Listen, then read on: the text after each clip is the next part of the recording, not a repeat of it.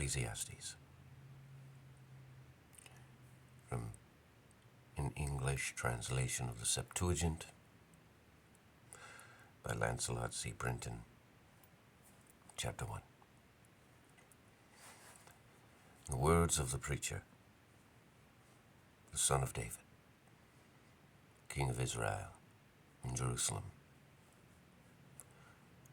Vanity of vanities, said the preacher. Vanity of vanities, all is vanity. What advantage is there to a man in all his labor that he takes under the sun? A generation goes and a generation comes, but the earth stands for ages, all ages. And the sun arises and the sun goes down and draws towards its place. Arising there, it proceeds southward and goes round toward the north. The wind goes round and round, and the wind returns to its circuits. All the rivers run into the sea, and yet the sea is not filled. To the place whence the rivers come, there they return again. All things are full of labor. A man will not be able to speak of them, and neither shall the eye be satisfied with seeing, neither shall the ear be filled with hearing. What is that which has been? The very thing which shall be. And what is that which has been done? The very thing which shall be done. And there is no new thing under the sun. Who is he that shall speak and say, Behold, this is new? It has already been done in the ages that have passed before us. There is no memorial to the first things, neither to the things that have been. Last shall there be memorial be with them that shall be at the last time.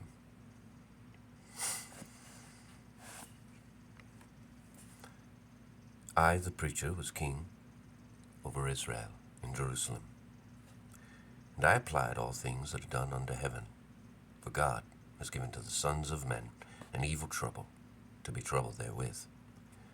I saw the works that were wrought under the sun, and saw all were vanity and waywardness of spirit. That which is crooked cannot be made straight, and deficiency cannot be numbered. I spoke in my heart, saying, Behold, I am increased, and have acquired wisdom beyond all who were before me in Jerusalem.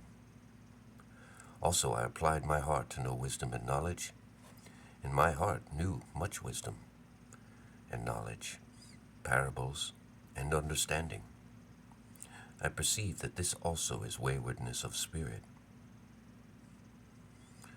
For in the abundance of wisdom is abundance of knowledge, and he that increases knowledge will increase sorrow.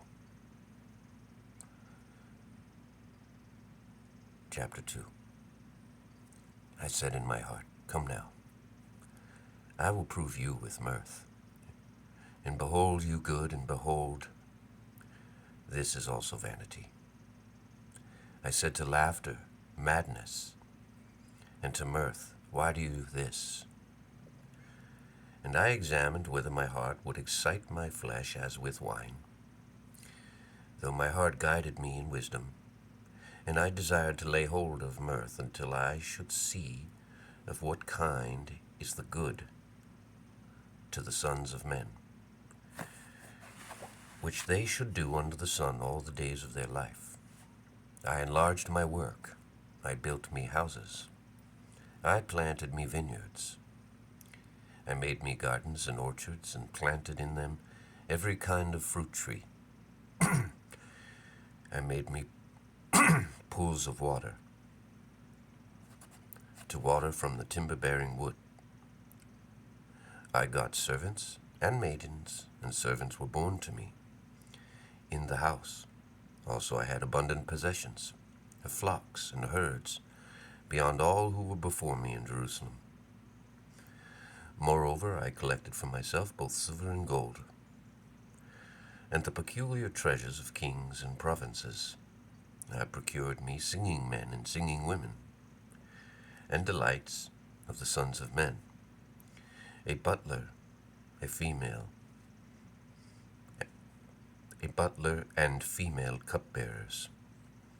So I became great and advanced beyond all that were before me in Jerusalem. Also my wisdom was established to me, and whatever mine eyes desired, I withheld not from them. I withheld not my heart from all my mirth, and my heart rejoiced in all my labor, and this was my portion of all my labor. And I looked on all my works which my hands had wrought, and on my labor which I labored to perform. And behold, all was vanity and waywardness of spirit, and there is no advantage under the sun. And then I looked on to see wisdom, and madness, and folly. For who is the man who will follow after counsel in all things, wherein he employs it? And I said that wisdom excels folly, as much as light excels darkness. The wise man's eyes are in his head, but the fool walks in darkness. And I perceived, even I, that one event shall happen to them all. And I said in my heart, as the event of the fool, so shall it be to me, even to me. And to what purpose have I gained wisdom? I said moreover in my heart, this is also vanity, because the fool speaks of his abundance. For there is no remembrance of the wise man with the fool forever. For as much now in the coming days all things are forgotten. And how shall the wise man die with the fool? So I hated life, because the work that was wrought under the sun was evil before me. For all is vanity and waywardness of spirit. I'm just going to stop here and just let you know that this is a man who has acquired the height of heights as a king. He's been given wisdom. And as he goes on, he's giving you the process of his thinking. He's not making definitive statements or propositional truths. He's simply thinking it out as he goes along and then coming to conclusions. And this is what's considered wisdom literature. And it has an ancient Near Eastern context. This was done during the United Kingdom of Israel, which lasted approximately 120 years. Under the reign of Saul, David, and this man, Solomon. Anyway, and I hated the whole of my labor which I took under the sun, because I must leave it to the man who will come after me. And who knows whether he will be a wise man or a fool, and whether he will have the power over all my labor in which I labored, and wherein I grew wise under the sun. This is also vanity. So I went about to dismiss from my heart all my labor, wherein I had labored under the sun. For there is such a man that his labor is in wisdom, and in knowledge, and in fortitude, yet this man shall give his portion to the one who has not labored therein. This is also vanity and great evil. For it happens to a man in all his labor and in the purpose of his heart, wherein he labors under the sun, for all his days are days of sorrows, and vexation of spirit is his. In the night also his heart rests not. This is also vanity. A man has nothing really good to eat and to drink, and to show his soul as good in his trouble. This also I saw, that it is from the hand of God. For who shall eat, or who shall drink without him? For God is given to the man who is good in his sight, wisdom and knowledge and joy. but he has given to the sinner trouble to add up and to heap up, that he may give to him that is good before God. For this is also vanity and waywardness of spirit. Chapter 3. To all things there is a time and a season for every matter under heaven. A time for birth, and a time to die, and a time to plant, and a time to pluck up what has been planted. A time to kill, and a time to heal. A time to pull down, and a time to build up. A time to weep, and a time to laugh. A time to lament, and a time to dance. A time to throw stones, and to gather stones. A time to embrace, and a time to abstain from embracing.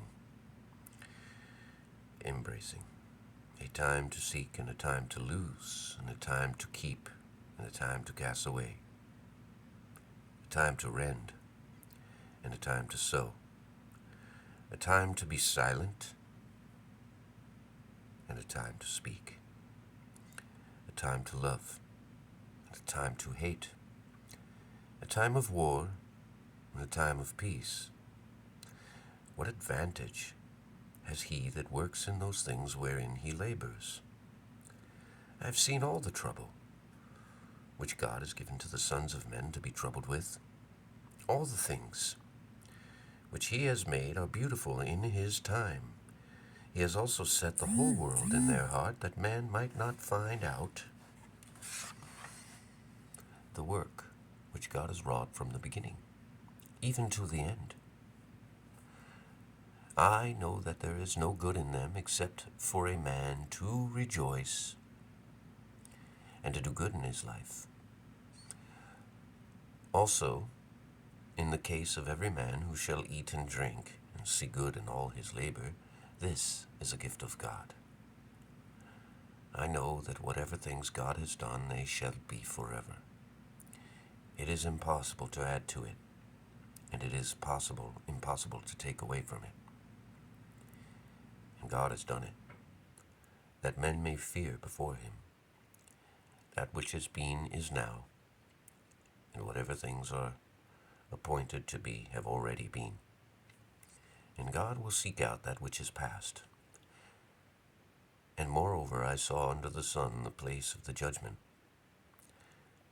There was the ungodly one, and the place of righteousness there was the godly one. And I said in my heart, God will judge the righteous and the ungodly. For there is a time there for every action and for every work. I said in my heart concerning the speech of the sons of man, God will judge them, and that to show that they are beasts. Also to them is the event of the sons of man, and the event of the brute. One event befalls them as the death of the one, so also the death of the other. And there is the one breath to all. And what has the man more than the brute? Nothing, for all is vanity. All go to one place, all were formed of the dust, and all will return to dust. And who has seen the spirit of the sons of man? Whether it goes upward, and the spirit of the beast, whether it goes downward to the earth. And I saw that there was no good, but that wherein a man shall rejoice in his work. For it is his portion. For who shall bring him to see anything that which shall be after him? Godspeed, brothers and sisters. We'll continue tomorrow.